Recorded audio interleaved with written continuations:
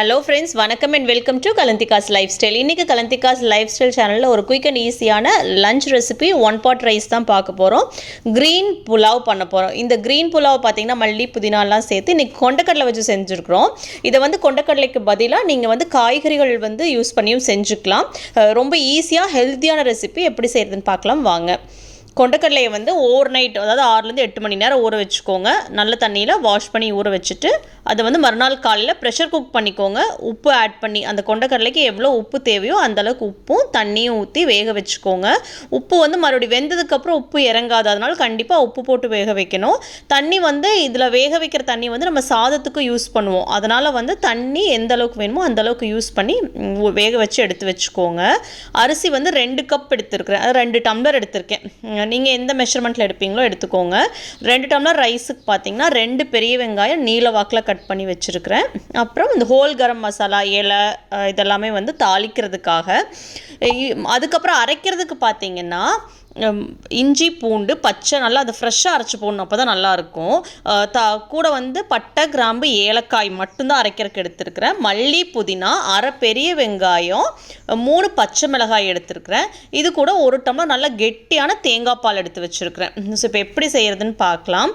கொண்டக்கடலை பாருங்கள் நல்லா மாவு மாதிரி வெந்துருச்சு, அது தனியாக எடுத்து வச்சுக்கோங்க.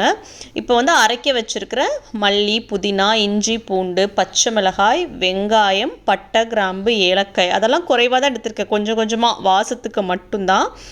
ரொம்ப ஓவர் ஸ்பைஸியாக இருக்கக்கூடாது அப்படிங்கிறதுக்காக அரைச்சி நல்லா வச்சுக்கோங்க. இப்போ ஒரு ப்ரெஷர் குக்கரில் 1 ஸ்பூன் கடலை எண்ணெயும் 2 ஸ்பூன் நெய்யும் விட்டுருக்குறேன். நீங்கள் எந்த மாதிரி ஆப்ஷனல், நெய் நிறையா விடணுன்னா விட்டுக்கலாம், இல்லை எண்ணெய் தான் நிறையா சேர்க்கணுன்னா சேர்த்துக்கலாம். பட் நெய் போட்டிங்கன்னா நல்லாயிருக்கும். சூடானதுக்கப்புறம் ஹோல் கரம் மசாலா போட்டு தாளிச்சிக்கோங்க. இதில் நம்ம மிளகாத்தூள்லாம் எதுவுமே ஆட் பண்ணல, அந்த பச்சை மிளகாயோட காரம் தான் அது. சாப்பிட்றவங்கள பொறுத்து, குழந்தைங்களுக்காக இருந்தால் நம்ம மைல்டு காரம் போதும், பெரியவங்களாக இருந்தால் கொஞ்சம் ஸ்பைஸியாக, அது மட்டும் நீங்கள் பார்த்து சேர்த்துக்கோங்க. நல்லா ஹோல் ஸ்பைசஸ் பொரிஞ்சு வந்த உடனே பெரிய வெங்காயத்தை வதக்கிக்கோங்க. பெரிய வெங்காயம் நல்லா வதங்கணும். இஞ்சி பூண்டு பேஸ்ட்டு நம்ம தனியாகவும் போடலாம், பட் அந்த மல்லி புதினா கூட ஃப்ரெஷ்ஷாக அரைக்கிறப்போ அதுக்கு ஒரு ஃப்ளேவர் கண்டிப்பாக வித்தியாசம் இருக்குது. அதனால் அந்த மாதிரியே அரைச்சி போடுங்க. மல்லி புதினா அரைக்கிறப்போ கூட இஞ்சி பூண்டு சேர்த்து அரைங்க. அந்த ஃப்ரெஷ் வாசனை அந்த மல்லி புதினாவோடு சேர்ந்து இஞ்சி பூண்டு வாசனை ஒரு டிஃப்ரெண்ட் ஃப்ளேவர் இருக்கும். இது நல்லா அந்த வெங்காயத்தோடு சேர்த்து வதக்குங்க. இந்த கலர் மாறணும், இந்த பச்சை மாதிரி இந்த அளவுக்கு ஒரு நல்ல க்ரீன் ஷேட் மாதிரி நல்லா குக் ஆகணும். அந்த மசாலா பச்சை வாசனை போகணும், எல்லாம் ஒன்றா மர்ஜ் ஆகணும். அதெல்லாம் நல்லா குக் ஆனதுக்கப்புறமா கொண்டக்கடலை தண்ணி மட்டும் செப்பரேட் பண்ணி வச்சுக்கிட்டு கடலை மட்டும் இந்த மசாலாக்குள்ளே சேர்த்துருங்க. ஒரு 2 நிமிஷம் அந்த மசாலா கூட நல்லா பிடிக்கிற அளவுக்கு பெரட்டி விடுங்க. அது நல்லா ஒன்று சேர்ந்த அப்புறமா தண்ணி, அதாவது 1 டம்ளர் தேங்காய் பால் ஆல்ரெடி வச்சுருக்குறோம். கடலை வேக வச்ச தண்ணி 1 டம்ளர். அது கூட அரிசி நான் சுத்தமான தண்ணியில் தான் ஊற வச்சுருந்தேன். அந்த அரிசியோட தண்ணி 1 டம்ளர், அப்போ தான் ஃப்ளேவர் நல்லாயிருக்கும். நான் 2 டம்ளர் அரிசி எடுத்திருக்கேன், அதுக்கு 3 டம்ளர் தண்ணி. 15 நிமிஷம் மேலே அரிசி ஊற வச்சுட்டேன். 1 டம்ளர் அரிசிக்கு 1.5 டம்ளர் தண்ணி போதுமானது. நீங்கள் எடுக்கிற பாஸ்மதி ரைஸை பொறுத்தது. உப்பு பார்த்துக்கோங்க, இது வரைக்கும் உப்பு சேர்க்கல. நம்ம ஆல்ரெடி அந்த சன்னாவில் வேக வச்ச தண்ணியை உள்ளே ஊற்றிருக்கிறனால உப்பு டேஸ்ட் பார்த்துட்டு எந்த அளவுக்கு வேணுமோ அந்த அளவுக்கு போடுங்க, பார்த்து சேர்த்துக்கோங்க. நைட்டாக பபிள் வர ஆரம்பித்த உடனே உள்ளே அரிசி போட்டுருங்க. தேங்காய் பால் ஊற்றிருக்கோம், ரொம்ப தளன்னு கொதிக்கூடாதீங்க, மேலே நுர வந்த மாதிரி ஆயிரும். அரிசி உள்ளே போட்டுட்டு மறுபடியும் கூட ஒரு உப்பு பார்த்துக்கோங்க. பார்த்துட்டு கடைசியாக 1 ஸ்பூன் நெய் விட்டிங்கன்னா சாதம் நல்லா பஞ்சாட்டு இருக்கும். நீங்கள் லஞ்ச் பாக்ஸ் கொடுக்குற மாதிரி இருந்தாலும் மதியம் எடுத்துகிட்டு போகிறப்போ ரைஸ் ஒரு மாதிரி ட்ரை ஆகாது, நல்லா பஞ்சு மாதிரி இருக்கும். அதனால தான் அந்த நெய் சேர்த்து செய்கிறோம். நல்லா கலந்து விட்டு குக்கர் லெட்டு போட்டு 1 விசில் விட்டிங்கன்னா போதும். நான் அரிசி 15 நிமிஷம் ஊற வச்சுருக்குறோம், 1 விசில் தாராளமாக போதும்.